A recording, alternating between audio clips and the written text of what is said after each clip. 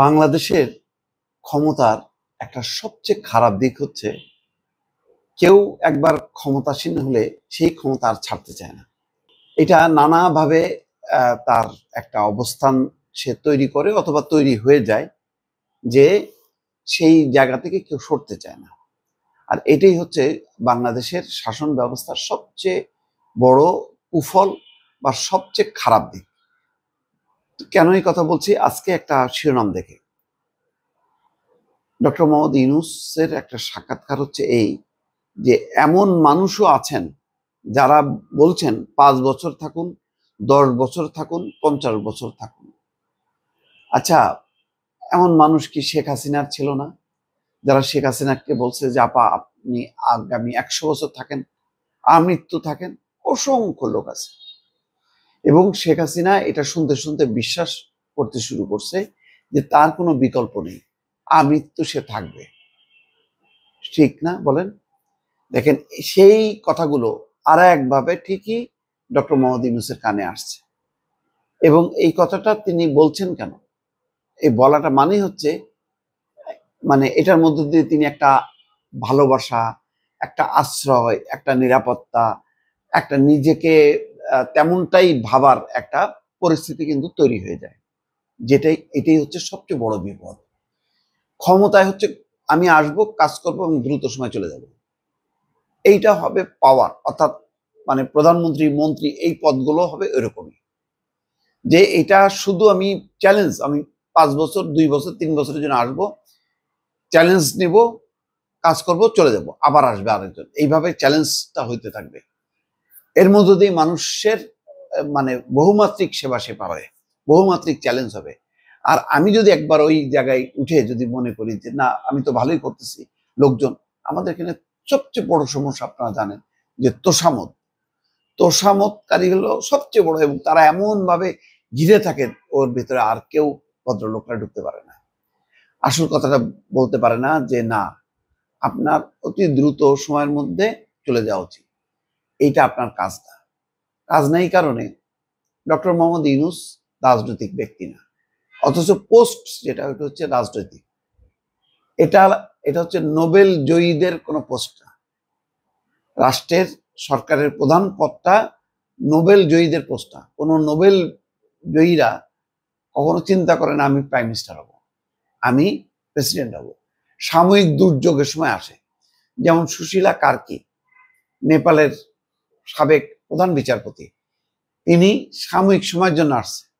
তিনি এসেই বুঝতে পারছেন, তিনি জানেন যে এটা তার জায়গা না, এজন্য বলছে আমি 6 মাসের মধ্যে নির্বাচন করে দিয়ে চলে যাব। আমাদের এই জায়গাটা বুঝতে পারছিলেন প্রয়াত সাবেক রাষ্ট্রপতি শাহাবুদ্দিন আহমেদ, এই এখন শাহাবুদ্দিন চুপ্পু না, এর আগে মনে আছে এরশাদ পতনের পর তাকে যখন বলা হলো, বললো যে হ্যাঁ ঠিক আছে, আমি যখন দুর্যোগ দেশের আমি মানলাম, কিন্তু আমি ওই নির্বাচন করে দিয়ে আমি চলে আসছে। ওই ব্যক্তিকে আবার আওয়ামী লীগ বিপদে ফেললো, তাকে রাষ্ট্রপতি করে দিয়ে। কারণ উনি তো ওনার স্বভাব থেকে বাইরে যাবে না, যার জন্য উনি বিরাগ ভাজন হইলেন, যার ফলে তার বিদায়টা খুব বাজেভাবে হলো। 2001 সালে যখন নাকি তিনি বিদায় নেন, তখন তার পাশে না আওয়ামী লীগ ছিল না বিএনপি ছিল, নীরবে নিভৃতে তিনি চলে গেছেন এবং শেষ জীবনটাও তিনি নীরবে নিভৃতে তিনি কিন্তু মারা গেলেন। কিন্তু তারপরও তিনি বুঝতে পারছেন যে তার কতটুক করা উচিত, কতটুক করা উচিত না। শাহাবুদ্দিন আহমেদের সময় তিনি যদি পাবলিকলি মিশতেন, বলতো না পাবলিক যে স্যার আপনি ভালো মানুষ, আপনি 100 বছর থাকেন। এই কথাটা বলাটাই, মাথার মধ্যে আনাটা, মুখ দিয়ে উচ্চারণ করাটাই হচ্ছে এক ধরনের আকাঙ্ক্ষা যে আমি থাকি না। ডক্টর মোহাম্মদ ইউনূস উনার জায়গায় উনি সম্মানিত, এই জায়গাটা তার না। এই জন্য এইটা তিনি বলছেন কেন জানি না, এখন তিনি বলছেন এমন মানুষও রয়েছেন যারা বলছেন আপনি 5 বছর থাকুন, 10 বছর থাকুন, 50 বছর থাকুন।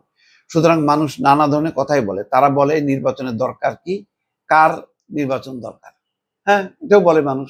কিন্তু এইসব কথা কান দিতে গেলে তো আরো সর্বনাশ করা, না বুঝে বেকুবের মতন কথাবার্তা। নির্বাচনের দরকার, মেহেদী হাসান একজন সম্প্রচার সাংবাদিক, লেখক এবং মিডিয়া কোম্পানির জেটিওর প্রতিষ্ঠাতা। তিনি আল জাজিরা টেলিভিশনের টক শো হেড টু হেডের উপস্থাপক।